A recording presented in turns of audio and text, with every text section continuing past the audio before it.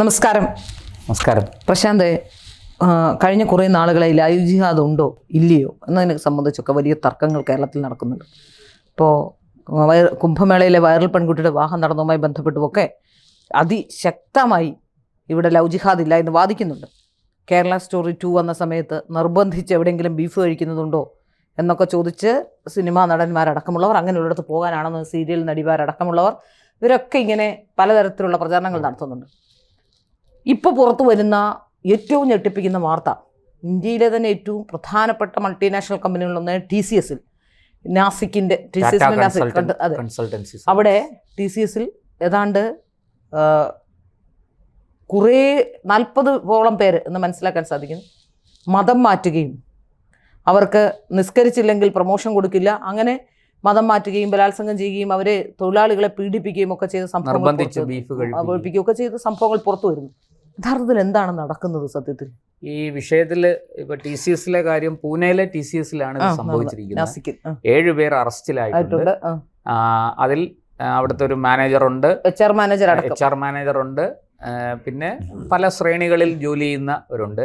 ഇവരെല്ലാവരും കൃത്യമായിട്ടും ഒരു പ്ലാനിങ്ങിന്റെ മുസ്ലിം പെൺകുട്ടികളെ, പ്രത്യേകിച്ച് ഹിന്ദു പെൺകുട്ടികളെ കെണിയിൽപ്പെടുത്തി ഈ പറഞ്ഞതുപോലെ റേപ്പ് ചെയ്യുകയും ബലാത്സംഗം ചെയ്യുകയും അതിന്റെ വിഷ്വൽ എല്ലാം പകർത്തി അത് വെച്ച് ഭീഷണിപ്പെടുത്തി അവരെ ഈ പറഞ്ഞതുപോലെ മതം മാറാൻ പ്രേരിപ്പിച്ച്, മതം മാറ്റി അവരെ കൊണ്ട് നോമ്പെടുപ്പിച്ച്, അവരെ കൊണ്ട് ബീഫ് നിർബന്ധിച്ച് കഴിപ്പിച്ച് എന്നൊക്കെയാണ് ഇപ്പോൾ പുറത്തു വരുന്ന വിവരം.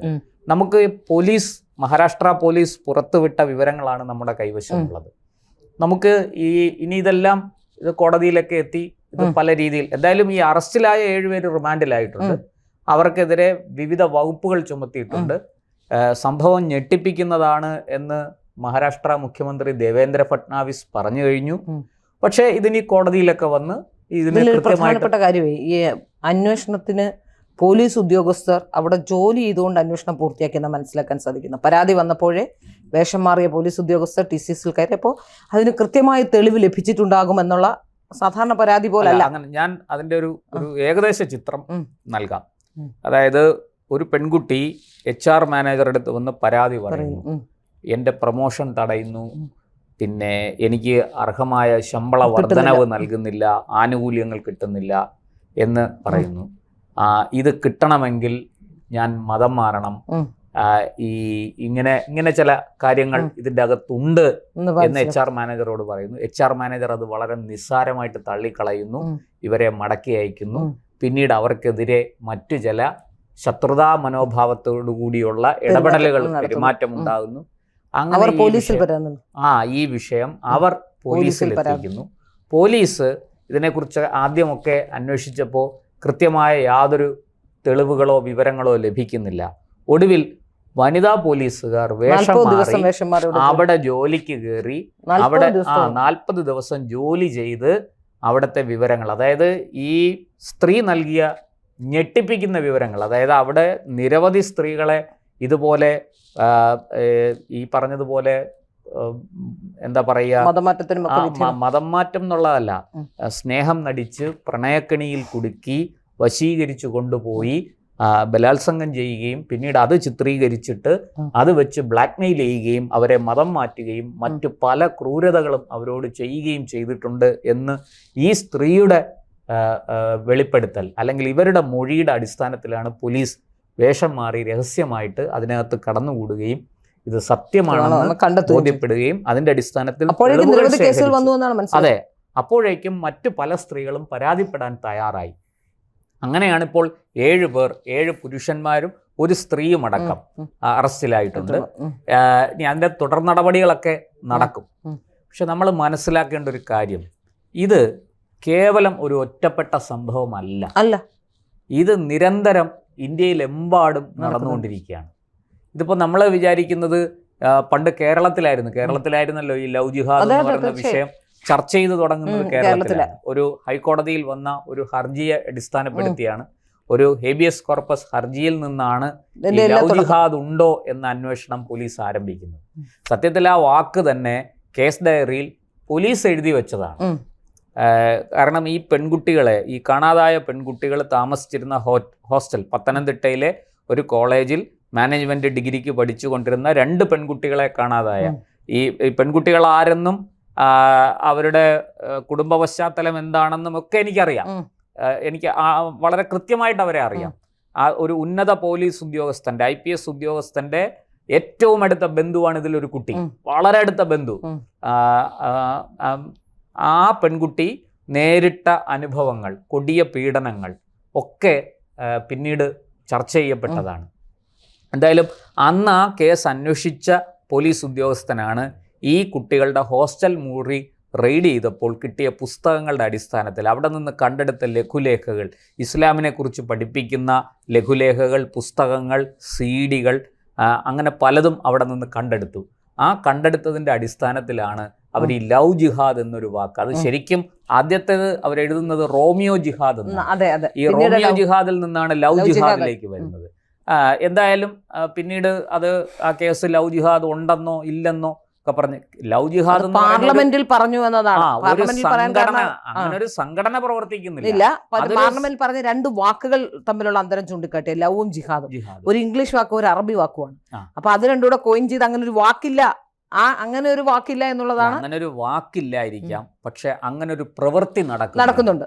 നിർബന്ധിത മതപരിവർത്തനവും പ്രണയം നടിച്ചുള്ള നിർബന്ധിത മതപരിവർത്തനം ഉണ്ട് എന്നുള്ളത് സത്യമാണ്, 100% സത്യം. നമ്മൾ മനസ്സിലാക്കേണ്ട ഒരു കാര്യം കേവലം പെൺകുട്ടികളെ മാത്രമല്ല, ആൺകുട്ടികളെയും ഇതുപോലെ പ്രണയം നടിച്ച് ഇതുപോലെ മതം മാറ്റി കൊണ്ടുപോകുന്നുണ്ട്. എനിക്ക് വളരെ കൃത്യമായിട്ട് എൻ്റെ വീട്ടിൻ്റെ അടുത്ത് ഒരു പയ്യനെ എനിക്കറിയാം. അയാൾ ഇതുപോലെ ഒരു മുസ്ലിം പെൺകുട്ടിയായിട്ട് അടുപ്പത്തിലായിരുന്നു. അടുപ്പത്തിലെ അവസാനം അവളെ കല്യാണം കഴിക്കാൻ വേണ്ടിയിട്ട് അയാൾ മതം മാറി മുസ്ലിമായി. ഇന്നിപ്പോൾ അയാൾ ഒരു പ്രമുഖ രാഷ്ട്രീയ പാർട്ടിയിൽ പ്രവർത്തിക്കുന്ന ആളാണ്. എനിക്ക് കൃത്യമായിട്ട് ആളിനെ അറിയാം. അപ്പോൾ ഇതൊക്കെ നമ്മുടെ നാട്ടിൽ നടക്കുന്നുണ്ട്. അല്ല, നമ്മുടെ നാട്ടിൽ നടക്കുന്നുണ്ടെന്ന് പ്രത്യേകിച്ച് പറയേണ്ട കാര്യമില്ല. ആറ്റുകാലിലെ ക്ഷേത്രത്തിന്റെ ട്രസ്റ്റി ആയിരുന്ന ആളുടെ മകളാണ് ഇവിടുന്ന് പോയിട്ടുള്ള നിമിഷ ഫാത്തിമ, ആളുടെ മകൾ പിന്നീട് ഫാത്തിമയായി ഇവിടുന്ന് യുദ്ധം ചെയ്യാൻ സിറിയയിലേക്ക് അവിടെ എത്തിപ്പെട്ടു. വിശുദ്ധ യുദ്ധത്തിന് വേണ്ടി പകുതി വഴി ഇപ്പൊ അഫ്ഗാൻ ജയിലിൽ കഴിയുന്നുണ്ട്.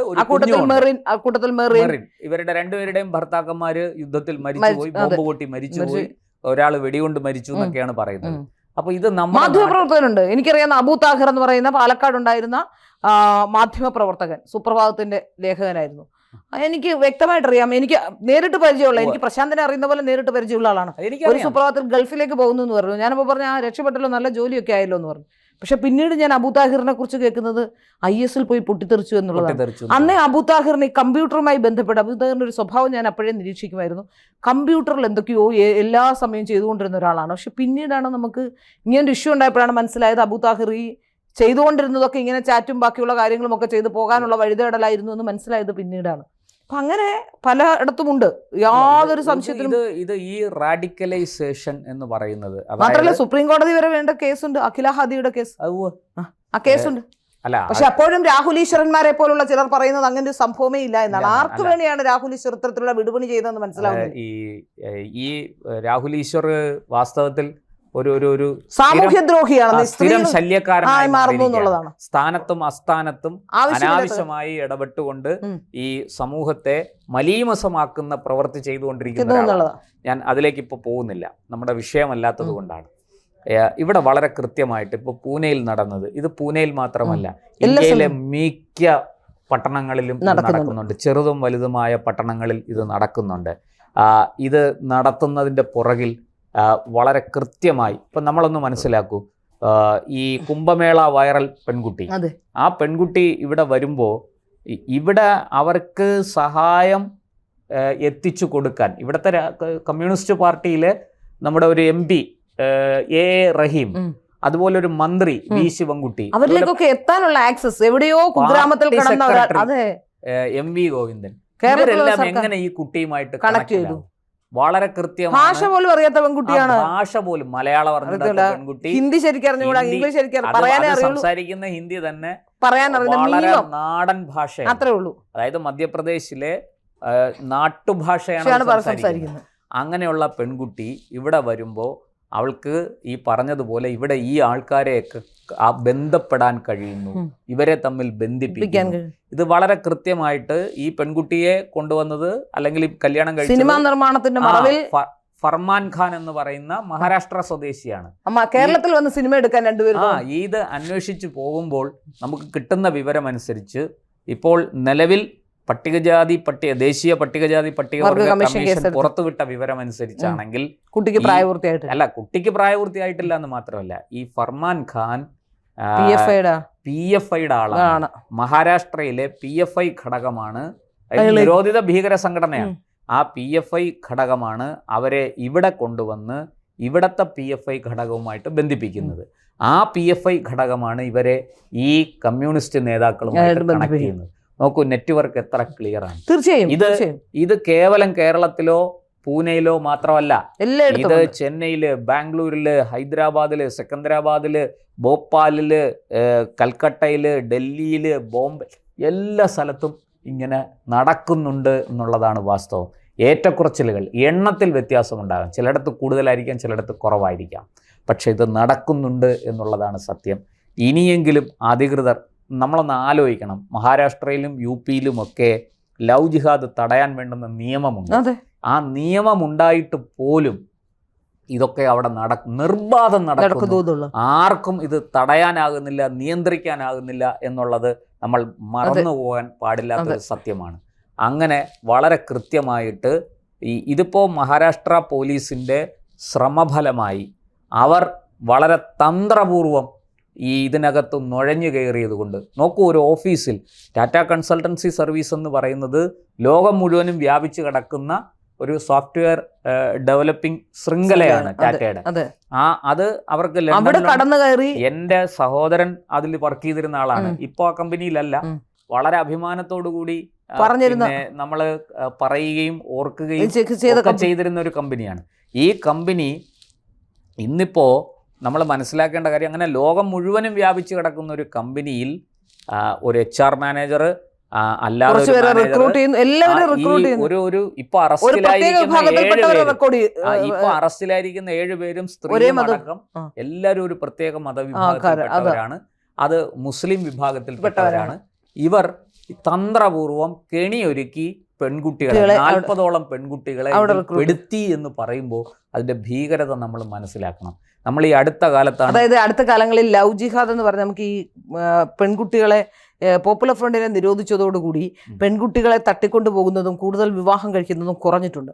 അപ്പൊ അവർ അതിന് പകരം മറ്റു വഴി തേടുന്നു എന്നാണ് ഞാൻ മനസ്സിലാക്കുന്നത്. തീർച്ചയായിട്ടും അതാണ് അതിന്റെ ഈ മറ്റു നമ്മളെ ഉണ്ടായിരുന്ന സമയത്തും ഇത് ഇത്തരം നടക്കുന്നുണ്ടായിരുന്നു. പക്ഷെ ഒരു ബി പ്ലാൻ ഉണ്ടായിരുന്നു ഇവർക്ക്. അല്ല, ഞാൻ ശ്രീയിലെ മറ്റൊരു കാര്യം കൂടി നമ്മൾ മനസ്സിലാക്കണം. ഇതിനകത്ത് ഈ സമീപകാലത്താണ് നമ്മുടെ ദൈനംദിന ജീവിതത്തിലേക്ക് ഒരു പുതിയ വാക്ക് കടന്നു വരുന്നത്, വൈറ്റ് കോളർ ടെററിസം. ഈ വൈറ്റ് കോളർ ടെററിസം എന്ന് പറയുന്നത് വിദ്യാഭ്യാസം, അതങ്ങനെ ഡോക്ടർമാർ, എഞ്ചിനീയർമാർ, അങ്ങനെയൊക്കെയുള്ള അഭിഭാഷകർ, അങ്ങനെയൊക്കെയുള്ള വളരെ പ്രൊഫഷണലായിട്ട് വിദ്യാഭ്യാസം നേടുന്ന ആൾക്കാർ വളരെ കൃത്യമായിട്ട് നമ്മുടെ രാജ്യത്ത് തീവ്രവാദ പ്രവർത്തനത്തിന്, ഭീകരവാദ പ്രവർത്തനത്തിന് ചുക്കാൻ പിടിക്കുന്നു, അതിന് നേതൃത്വം കൊടുക്കുന്നു. ഇതാണ് വൈറ്റ് കോളർ ടെററിസം. അതിന്റെ തെളിവാണ് നമ്മൾ ഡൽഹിയിൽ കണ്ട സ്ഫോടനം. അവിടെ ഒരു ഡോക്ടറാണ്, ഉമർ നബി എന്ന് പറയുന്ന ഒരു ഡോക്ടറാണ് സ്വയം പൊട്ടിത്തെറിച്ചത്. ആ ഡോക്ടറുടെ കൂട്ടാളികൾ, ഒരു വനിതാ ഡോക്ടർ അടക്കം ശേഖരിച്ചു വെച്ചിരുന്നത് എന്താണ്? അമോണിയം നൈട്രേറ്റ് ആണ്. ഈ രാജ്യത്തെ വലിയ രീതിയിൽ സ്ഫോടനങ്ങൾ നടത്താൻ സഹായിക്കുന്ന ഈ മാരകമായ ഇത്തരം പദാർത്ഥങ്ങൾ ശേഖരിച്ചു വയ്ക്കുകയും സ്ഫോടക വസ്തുക്കൾ ശേഖരിക്കുകയും അത് ആവശ്യാനുസരണം ഉപയോഗിക്കാൻ വേണ്ടുന്ന പരിശീലനം നേടുകയും ഒക്കെ ചെയ്തിരിക്കുന്നു. ഇത് ഹരിയാന, കാശ്മീർ, ഹരിയാന, രാജസ്ഥാൻ പോലീസിന് കിട്ടിയ, അല്ലെങ്കിൽ ഒരു റെയ്ഡിനിടെ കിട്ടിയ ഒരു തുമ്പാണ്. ഒരാളെ ആയുധസഹിതം അറസ്റ്റ് ചെയ്യുന്നു. അയാളെ ചോദ്യം ചെയ്തപ്പോൾ ജമ്മു കാശ്മീരിലെ ഒരു ഉന്നത ഉദ്യോഗസ്ഥന്, ഒരു IPS ഉദ്യോഗസ്ഥന് കിട്ടിയ വിവരമാണ് ഈ വലിയ ശൃംഖല. അൽഫല യൂണിവേഴ്സിറ്റി, ആ യൂണിവേഴ്സിറ്റി ഇപ്പോൾ അതിന്റെ ചെയർമാൻ അടക്കം അകത്താണ്. വാസ്തവത്തിൽ FCRA സർക്കാർ കടുപ്പിക്കാൻ തന്നെ കാരണം ഇതൊക്കെ തന്നെ. ഈ യൂണിവേഴ്സിറ്റിയിലേക്ക് വന്ന 400 കോടി രൂപയുടെ വിശദാംശങ്ങൾ അന്വേഷിച്ച് ചെന്നപ്പോഴാണ് സർക്കാർ ഞെട്ടിപ്പോയത്. കാരണം ഇത് തുർക്കിയിൽ നിന്നാണ് ഈ പണം വന്നിരിക്കുന്നത്. അപ്പോൾ വിദേശത്തുനിന്ന് ഭീകരപ്രവർത്തനം നടത്താനും നമ്മുടെ നാട്ടിൽ സ്ഫോടനം നടത്താനും ഒക്കെ വേണ്ടി പണം വരുന്നു. അതുകൊണ്ടാണ് സർക്കാർ FCR ഇത്ര ശക്തമായിട്ട് നടപ്പാക്കാൻ ഇറങ്ങിയത്. അല്ലാതെ സർക്കാരിന് ഒരു ദിവസം ഒരു നേരം വെളുത്തപ്പോൾ ഉണ്ടായ ഒരു വെളിപാടൊന്നും അല്ല. വളരെ കൃത്യമായിട്ട് തെളിവുകളുടെ അടിസ്ഥാനത്തിലാണ് സർക്കാർ മുന്നോട്ട് പോകുന്നത്. ഇങ്ങനെയൊക്കെ ഉള്ളത് ഈ ഇത്തരം സംഭവങ്ങൾ നമ്മുടെ നാട്ടിൽ നിർബാധം നടക്കുന്നുണ്ടെന്നാണ് നമ്മളധികം അറിയുന്നില്ല. നേരത്തെ ഇത് പണ്ടൊക്കെ ആദ്യമൊക്കെ ഇത് വലിയ വിവാദമാകുമായിരുന്നു. എവിടെയെങ്കിലും ഇതുപോലെ ഒരു പെൺകുട്ടിയെ കാണാതായാൽ അതുടൻ വാർത്തയാകുന്നു, പത്രങ്ങളിലും ചാനലുകളിലും ഒക്കെ വാർത്തയാകുന്നു. പക്ഷെ ഇന്നിതൊരു നിത്യ സംഭവങ്ങൾ ആയി. ഇതിൻ്റെ വാർത്താ പ്രാധാന്യം പോലും നഷ്ടപ്പെട്ടിരിക്കുന്നു. പക്ഷേ TCSൽ നടന്നത് ഞെട്ടിപ്പിക്കുന്നൊരു സംഭവമാണ്. 40ഓളം സ്ത്രീകളുടെ, പെൺകുട്ടികളുടെ ജീവിതം ചവിട്ടി അരയ്ക്കപ്പെട്ടു എന്നുള്ളതാണ്. അത് വലിയ രീതിയിൽ ടാറ്റ കമ്പനിയെ കൂടി അത് ലക്ഷ്യം വെച്ചിട്ടുണ്ടാവും. തീർച്ചയായിട്ടും പെൺകുട്ടികളെ മാത്രമല്ല, തദ്ദേശീയമായ കമ്പനികൾ. അതായത് ടാറ്റ എന്ന് പറയുന്നത് കൃത്യമായി ദേശീയ നിലപാടുള്ള കമ്പനിയാണ്. ഈ ടാറ്റ നമ്മുടെ ഇന്ത്യൻ കമ്പനികളുടെ ഒരു നിരയെടുത്താൽ ഏറ്റവും തലയെടുപ്പോടുകൂടി നിൽക്കുന്ന ആദ്യത്തെ 5 കമ്പനികളിൽ ഒന്ന് ടാറ്റയാണ്. അതുകൊണ്ട് ആ ടാറ്റയുടെ മൊറാലിറ്റി നശിപ്പിക്കാനുള്ള ഉദ്ദേശം കൂടി, തീർച്ചയായിട്ടും അങ്ങനെ ഒരു ഉദ്ദേശം കൂടി ഇതിന്റെ പുറകിൽ. ഇതൊരു തീവ്രവാദ പ്രവർത്തനമാണ്, ഒരു ഭീകരവാദ പ്രവർത്തനമാണ്, ഒരു സംശയവും വേണ്ട. ഇതിനെ കർശനമായ നിയമം ഉപയോഗിച്ച് അടിച്ചമർത്തുകയാണ് വേണ്ടത്. അല്ലാതെ ഇതിനെ നിസ്സാരവൽക്കരിക്കുകയല്ല. പ്രണയം, യഥാർത്ഥ പ്രണയത്തിന് മതം തടസ്സമല്ല. അവരാരും മതം മാറുകയുമില്ല. ഒരു പുരുഷനും ഒരു സ്ത്രീയും അവിടെ മതത്തെ അല്ല സ്നേഹിക്കുന്നത്, അവിടെ മനുഷ്യനെയാണ് സ്നേഹിക്കുന്നത്, വ്യക്തിയെയാണ് സ്നേഹിക്കുന്നത്. ആ വ്യക്തിയുടെ ഗുണഗണങ്ങൾക്കാണ് അവിടെ സ്വാധീനം ചെലുത്താൻ കഴിയുന്നത്. അവിടെ മതത്തിന് യാതൊരു പ്രാധാന്യവുമില്ല. അങ്ങനെയുള്ള ഒരു യഥാർത്ഥ പ്രണയത്തിന് ഈ പറയുന്നതൊന്നും തടസ്സമല്ല. അങ്ങനെ എത്രയോ പേര് ജീവിക്കുന്നുണ്ട്. മിശ്രവിവാഹിതരായ എത്രയോ ദമ്പതികൾ മക്കളും കുടുംബവും ഒക്കെ ആയിട്ട്, മക്കളും ചെറുമക്കളും ഒക്കെ ആയിട്ട് ജീവിക്കുന്നു. നമ്മുടെ തന്നെ കൺമുന്നിൽ എത്രയോ സംഭവങ്ങളുണ്ട്. അതൊന്നുമല്ല ഇവിടുത്തെ വിഷയം. ഇത് കൃത്യമായ റാഡിക്കലൈസേഷനാണ്. ഇത് ഈ മതമൗലികവാദം, ഭീകരവാദം, തീവ്രവാദം, അതാണ് ഇതിൻ്റെ പുറകിലുള്ളത്. ഇതിനെ ശക്തമായ നിയമം കൊണ്ട് അടിച്ചമർത്തണം. കുറ്റവാളികൾക്ക് കർശനമായ ശിക്ഷ ഉറപ്പുവരുത്തുകയും വേണം. അങ്ങനെ മാത്രമേ ഇതിനെ തടയാൻ സാധിക്കുകയുള്ളൂ. അല്ലാതെ മറ്റൊരു മാർഗവുമില്ല. ജനങ്ങളെ ബോധവൽക്കരിക്കുക, വളരെ കൃത്യമായിട്ട് ഈ പറയുന്നത് പോലെ അവനവൻ്റെ മതത്തെക്കുറിച്ച് പഠിക്കുകയും ആചരിക്കുകയും ചെയ്തോട്ടെ. മതം വേണ്ട എന്ന് തോന്നുന്നവർക്ക് മതം ഉപേക്ഷിച്ചോട്ടെ. അതെ, ഉപേക്ഷിച്ചോട്ടെ. ഇഷ്ടമുള്ളപ്പോൾ ഒരാളിന് ഇന്ന മതമാണ് ശരിയെന്ന് സ്വയം ബോധ്യപ്പെട്ടാൽ ആ മതം സ്വീകരിച്ചുകൊള്ളട്ടെ. അല്ലാതെയുള്ള എല്ലാ പ്രവർത്തനങ്ങളും ഭീകരവാദ പ്രവർത്തനങ്ങളാണ്. അതിനെ കർശനമായി അടിച്ചമർത്തിയേ മതിയാവും.